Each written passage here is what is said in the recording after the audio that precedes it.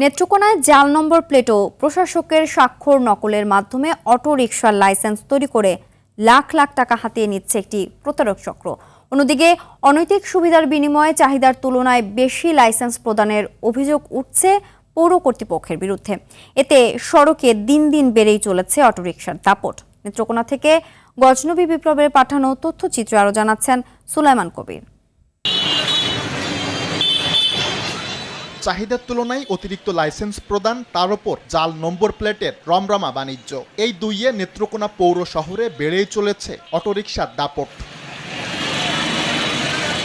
পৌরসভার তথ্য অনুযায়ী 2025-26 অর্থ বছরে ব্যাটারি চালিত অটোরিকশা, মিশুক ও রিকশা মিলিয়ে 5,454টি যানবাহনের লাইসেন্স দেয়া হয়েছে। তবে পৌরবাসীর অভিযোগ, চাহিদার তুলনায় লাইসেন্স দেওয়ার প্রবণতা অনেক বেশি। এর সঙ্গে যোগ হয়েছে নকল লাইসেন্স বানানো চক্র। ফলে প্রতিনিয়ত সড়কে বাড়ছে এসব অটোরিকশার দৌরাত্ম্য। এতে সৃষ্ট যানজটে একদিকে ভোগান্তিতে পড়ছেন পথচারীরা, অন্যদিকে আয় কমে বিপাকে পড়ছেন প্রকৃত লাইসেন্সধারী অটো চালকরা। এক জায়গায় গেলে পরে যদি 10 মিনিটের জায়গা লাগে সেখানে 1 ঘন্টা লাগতেছে।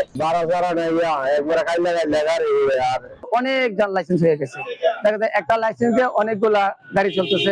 সম্প্রতি লাইসেন্স জালিয়াতি চক্রের মূল হোতাকে চিহ্নিত করেন অটোরিকশা ইউনিয়নের নেতারা। নকল নম্বর প্লেট চিহ্নিত করে ব্যবস্থা গ্রহণে প্রশাসনের সহযোগিতা চান তারা। অবৈধ গাড়ি যদি চলে, আমাদের যে সাধারণ শ্রমিক আছে তারা চলতে খুব কষ্ট। আইন শৃঙ্খলা বাহিনীর কাছে অনুরোধ করব যে এই অবৈধ গাড়িগুলাই যেমন আইনের আওতায় আনা হোক। যানজট নিয়ন্ত্রণ ও লাইসেন্স জালিয়াতির সঙ্গে জড়িতদের বিরুদ্ধে আইনানুগ ব্যবস্থা গ্রহণের কথা জানিয়েছে পুলিশ ও পৌর প্রশাসক। সকল জায়গায় আমাদের ট্রাফিক পুলিশের ডেভেলপমেন্ট রয়েছে এবং তারা সর্বোচ্চ পরিমাণে সতর্ক এবং যথাসাধ্য চেষ্টা করে যাচ্ছে এই শহরকে যানজট মুক্ত রাখার জন্য।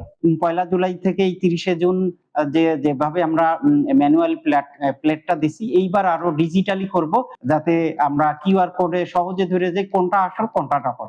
দ্রুত অনিয়ম বন্ধ করে সড়কে শৃঙ্খলা ফেরাবে প্রশাসন, এমনটাই প্রত্যাশা নগরবাসী।